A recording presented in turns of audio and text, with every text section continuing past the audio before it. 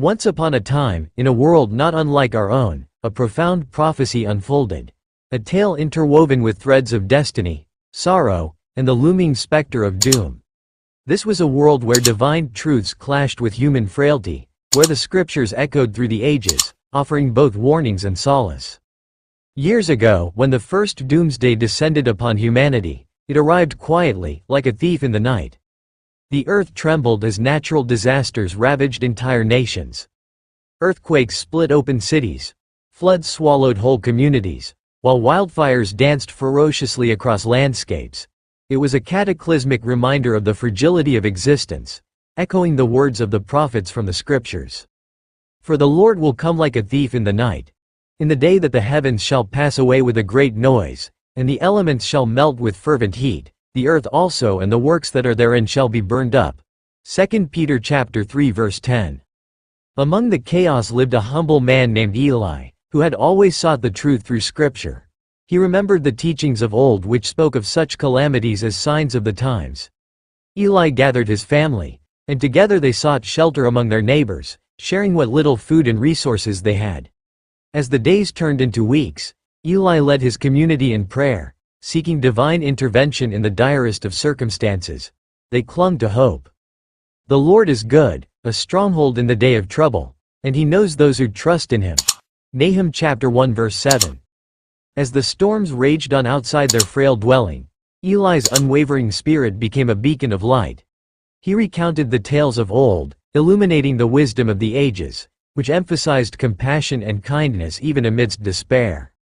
As the first doomsday came to an unbearable climax, humanity faced the first great sorrow. Families were torn apart, communities fractured, and the very fabric of society seemed uncertain. Yet the scriptures reminded the faithful of a greater purpose amid the turmoil. Blessed are those who mourn, for they shall be comforted. Matthew chapter 5 verse 4. Eli lost loved ones during the chaos.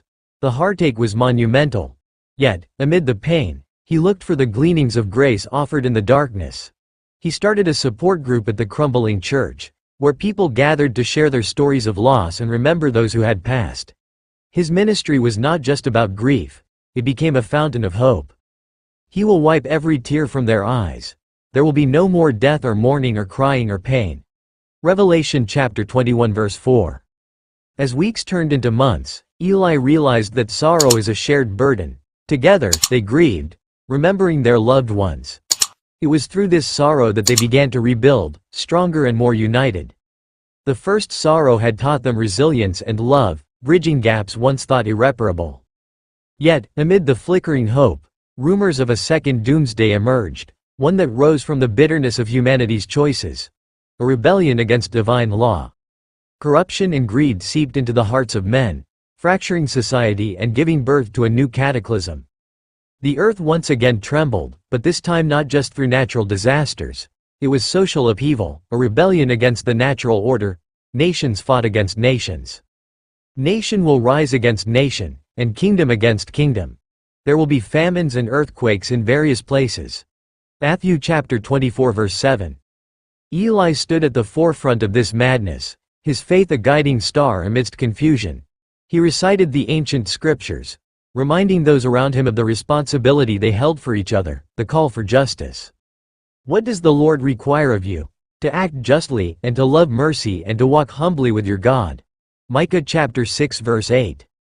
Eli organized peaceful gatherings, urging dialogue and understanding. The power of collective prayer became a force of resistance against despair and violence.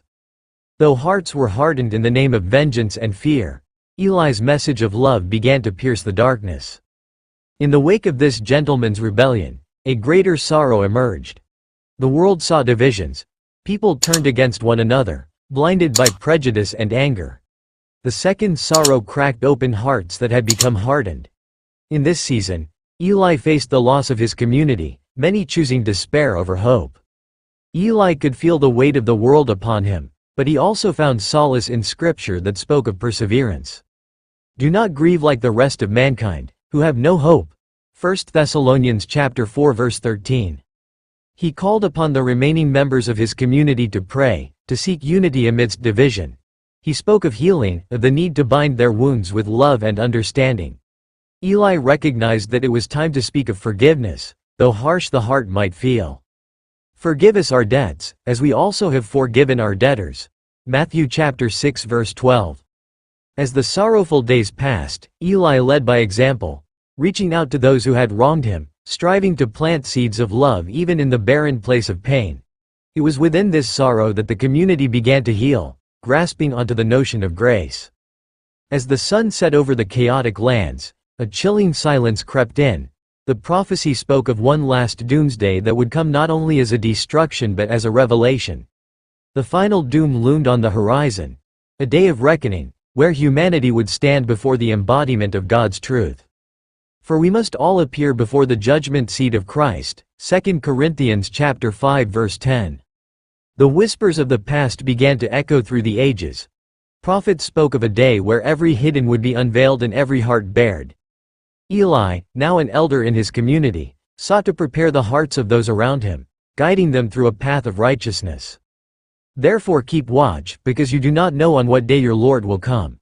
Matthew chapter 24 verse 42. He encouraged everyone to live as if that very day was upon them, filled with love, kindness, and reconciliation. They learned to cherish every moment, nurture relationships, and extend grace to those who faltered. The community began to live sacrificially, aiding the needy, comforting the lonely, and rebuilding their lives. As the day of the final doom drew nearer, Eli spoke with tenderness about the last sorrow that awaited them, a sorrow marked not by disaster but by mourning the lost opportunities to love and live freely. "For what will it profit a man if he gains the whole world and loses his own soul?" Matthew chapter 16 verse 26. As he led his community in reflections, Eli reminded them not to be dismayed but to find strength in faith. They had already faced two great sorrows. Now was a time to cherish the lessons learned. "And we know that in all things God works for the good of those who love him." Romans chapter 8 verse 28. Eli gathered those willing to listen. In a small circle they formed. He encouraged conversations about their dreams, their hearts, their fears. Sorrow turned into sharing, as together they mourned not just the losses but celebrated the lives they still had. On the day the final doom would unveil, Eli stood before his community, filled with a quiet strength. They were not lost in despair but rallied in hope, gathered under a shared vision of a brighter future. The earth shook, and the sky darkened, signs of a great unveiling began to unravel before them. "For behold, the day is coming burning like an oven, and all the proud, yes, all who do wickedly will be stubble." Malachi chapter 4 verse 1. But in the hearts of Eli's community, hope simmered brightly. They witnessed transformation in their lives as they chose love and kindness over resentment. As the clouds rolled in on that fateful day, Eli turned to his friends, reminding them of the promises written. "And we will be like him, for we will see him as he is." 1 John chapter 3 verse 2. And as the dust settled, those who remained stood hand in hand, ready to meet whatever lay ahead. They had passed through the fires of sorrow, they had stood against the doomsdays, and now they awaited the dawn of justice and renewal. Thus, in this world of prophetic warnings and divine reassurances, Eli and his community lived as stewards of their faith, weaving through the sorrows, ready to embrace the promises of new beginnings. Their journey was a testament to resilience birthed from faith, a celebration of love that defied despair. And so, as the sun set on the remnants of their past world, the dawn of a new hope began to rise, illuminating a path through the shadows. A reminder that even amid doom and sorrow, love endures forever. And now these three remain: faith, hope, and love. But the greatest of these is love. 1 Corinthians chapter 13 verse 13. Thank you for watching the video. Please subscribe to the channel, like the video, and leave a comment to share your valuable feedback. Thank you.